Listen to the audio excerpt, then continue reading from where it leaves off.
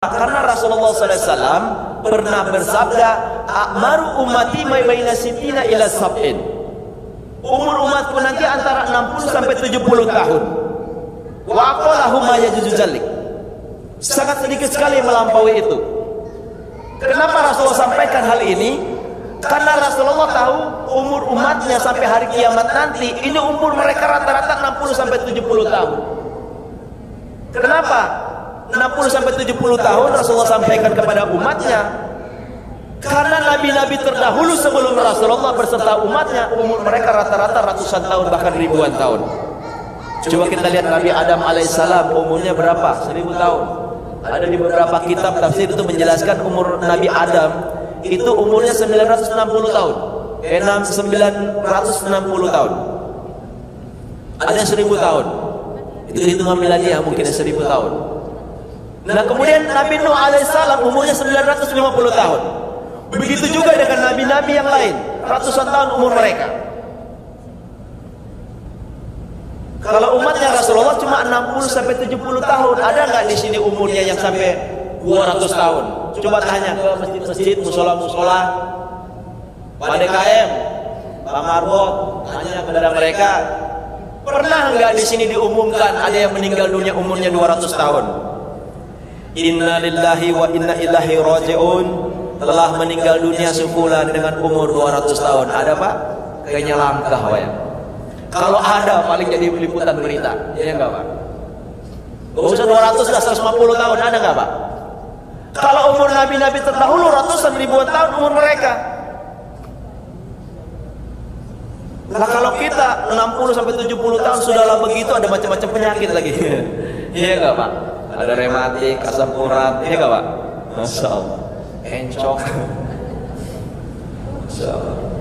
Kalau encok 200 tahun, 70 tahun ngalami encok 70 tahun, habis umurnya dengan encok semua. Ini kalau nabi-nabi begitu ngerasain kali ya. Nah, inilah bahwa sehingga Rasulullah SAW memberikan jalan kepada umatnya. Bisa tidak mereka memiliki pahala yang bisa mengalir pahala, bisa melebihi umur nabi-nabi terdahulu? Bisa, salah satunya dengan wakaf.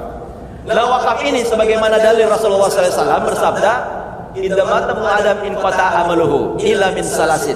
Andaikan anak Adam meninggal dunia, jika anak Adam meninggal dunia, maka terputuslah amalnya. Tidak ada yang akan bisa mengalir pahalanya kecuali 3.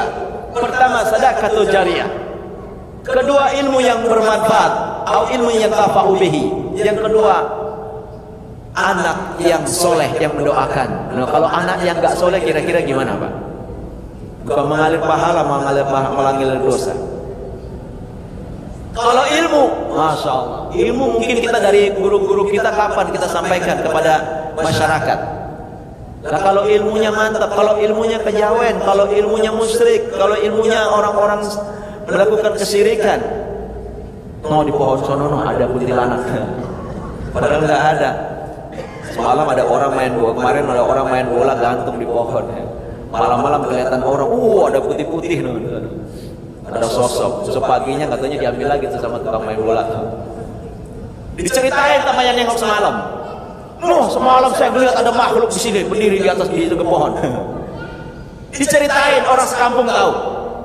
Nah ketika orang sekampung tahu, pelopornya siapa? Sehingga orang-orang menjadi musyrik. Nah yang kemalam tuh melihatnya. Maka kalau melihat apa-apa nggak usah ceritain Pak. Ada materi saya tentang asyaitan. Syaitan itu bukan sifat. Syaitan itu bukan makhluk. Syaitan itu adalah sifat. Syaitan itu adalah setan yang terdiri dari golongan manusia dan golongan jin. Setan dari golongan manusia itu lebih jahat daripada setan dari golongan jin. Maka kalau kita ngelihat kuntilanak, kuntilanak, lu setan dari golongan jin, itu gak ada apa-apanya. Setan dari golongan kita ini lebih jahat daripada lo. Tuh, pahami tuh anak-anak. Maka jangan dikasih tontonan-tontonan horor segala macam. Seakan-akan ketakutan meliputi. Dan sekarang ini Masya Allah, ketakutan yang tidak perlu. Anak-anak dicekoki dengan hal-hal begitu. Akhirnya mereka jadi penakut semua generasinya. Dipahami mereka, setan dari golongan manusia lebih jahat daripada setan dari golongan jin, gondorwo. Berapa lama sih dia nampakin dirinya? Nah, Ini kita bahas tentang syaitan. Kita balik lagi ke masalah wakaf. Nah, anak yang soleh, ilmu yang bermanfaat belum tentu. Ada sedekah jariyah. Inilah pasti setiap orang memiliki harta, memiliki rezeki yang Allah berikan, jadikanlah dia modal. Kita punya uang berapa nih, siapin. Jangan-jangan besok gua mati, hari ini gua mau apa, dijadikan suatu mengalir pahalanya. Meninggal dunia itu yang akan mengalir pahala. Terus akan mengalir ke mana? Mengalir terus pahalanya walaupun kita di alam kubur. Masya Allah. Nah, setelah kita meninggal dunia, kita akan dibawa kemana? Kita masuk ke alam kubur. Umur kita 60 sampai 70 tahun kata Rasulullah. Apa yang bisa memberikan kita pahala? Ternyata bekas-bekas kita itulah yang menjadikan pahala. Sedekah jariyah ini adalah apa-apa yang kita tinggalin, bekas-bekas. Sebagaimana di dalam surat Yasin ayat 12, "Inna nahnu nuhyil mauta wa naktubu ma qaddamu wa asarahum wa kullu shay'in ahsaynahu fi imamin mubin." Sesungguhnya kami menghidupkan orang-orang yang mati dan kami menuliskan apa yang mereka kerjakan dan bekas-bekas yang mereka tinggalkan. Masya Allah. Ini jadi Allah tambahkan, bekas-bekas yang mereka tinggalkan pun itu akan menjadikan pahala yang mengalir untuk dirinya, walaupun dia sudah meninggal dunia. Masya Allah. Jadi umur kita walaupun cuma singkat, nggak ada apa-apanya, insya Allah dengan mengalir ke pahala kepada kita bisa melebihi umur kita. Nah, wakaf ini sebagai gaya hidup para sahabat Nabi, banyak sekali dalil-dalilnya. Nah, Rasulullah nggak pernah mengeluarkan zakat malnya. Ketika ada langsung Rasulullah infakkan, langsung Allah wakafkan. Nah, ini kenapa? Karena belum ditemukan dalilnya Rasulullah mengeluarkan zakat mal. Ya. Nah, ini para sahabat Nabi, ada yang bertanya, siapa yang pertama-tama yang berwakaf di dalam Islam ini? Orang-orang muhajirin mengatakan Umar. Nah, Umar bin Khattab yang mewakafkan kebun tadi itu. Sedangkan orang-orang Ansor mengatakan Rasulullah. Gitu ya. Dan di tahun ketiga Hijriah Rasulullah pernah mewakafkan 7 kebun kurma di Madinah. Di antaranya Araf, tuh, Safiyah, Dalal, Barqah, dan kebun-kebun lainnya sampai jumlahnya 7. Ada 7 kebun yang Rasulullah wakafkan. Masya Allah. Ini dalilnya Pak, Rasulullah mewakafkan. Tuh, Masya Allah.